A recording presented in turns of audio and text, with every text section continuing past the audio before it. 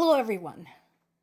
The reason I want to start with this story in the New York Times dealing with Zaporizhzhya nuclear power plant is not just because this facility is located in my native Zaporizhzhya region, but also because this news overlaps with what we know now is the strike against Venezuela and the kidnapping of Venezuela's president.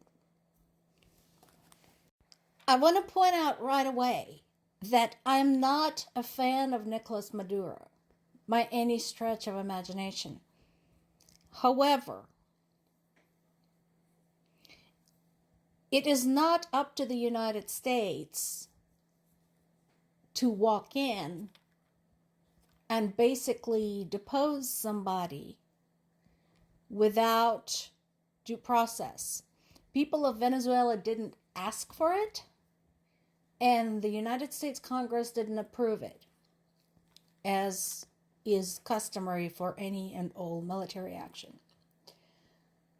So, what this reminds me of is very much what would Putin do, where somebody just wants the resources of another country. So they wake up one morning and decide to invade it.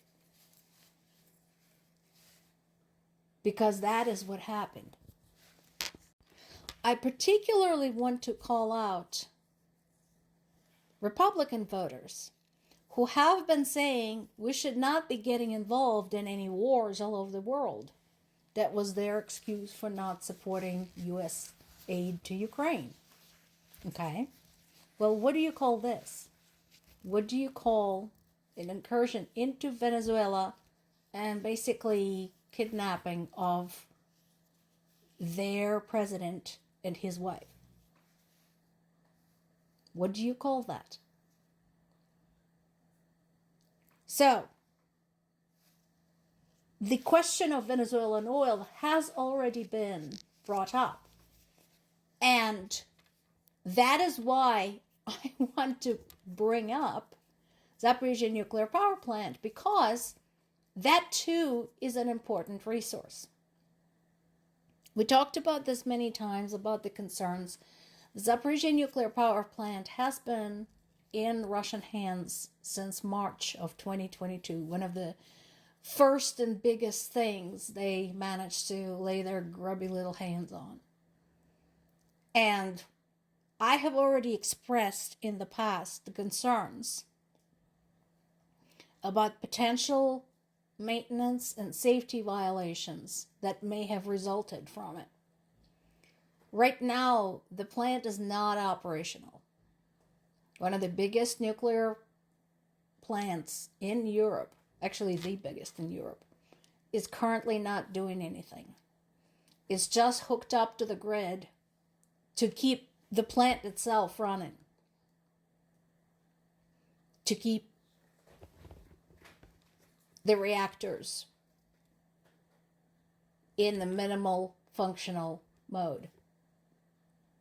There were several times during Russian occupation when the plant was without power altogether and had to run on backup generators.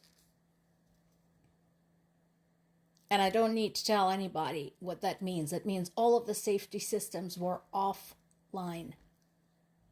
Now, Russia wants to keep it. Any sane person should understand that that should not even be a thing.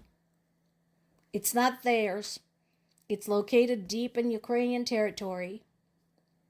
It's not their resource. It doesn't belong to them. The UN nuclear watchdog has been out there several times, issued reports,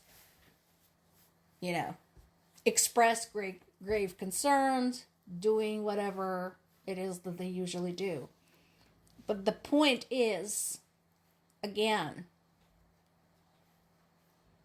this is something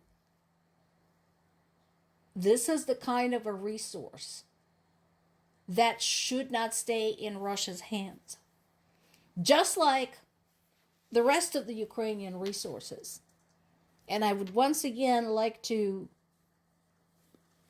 encourage all of you to go and look what Ukraine exports, both globally and specifically to the United States. And every time you see an item and how much of it comes from Ukraine, I want you to ask yourself a question. Do we want to be negotiating for this particular resource with Russia instead of Ukraine? Interestingly, one of the parties that had to consider this earlier than anyone else, possibly, is Turkey. Now, you'll know I have no great love for Erdogan, but there's something to be said about Turkey, who was in no rush to endear themselves to Russia after the invasion has taken place. Because from their standpoint, for example, speaking of another resource, they would much rather have Ukraine as their northern neighbor across the Black Sea than Russia. And so the question of the nuclear power plant is in the same category. With whom would you rather bicker over an enormous source of nuclear power in Europe?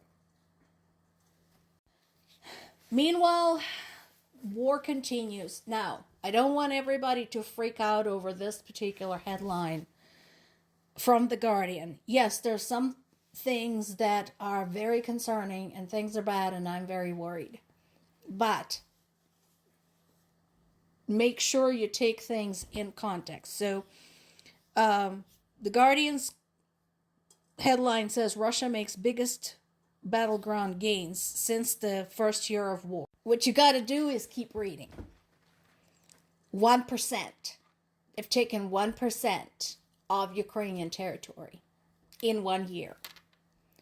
This goes back to Adam Kinzinger's statements when he pointed out that if the U.S. was mired in a conflict where they took 1% of the enemy territory per year, it would not be considered anything successful.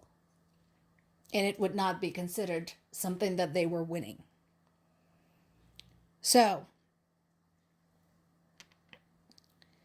that is going on. Again, I encourage everybody to take this in context. I'm not saying it's a good thing.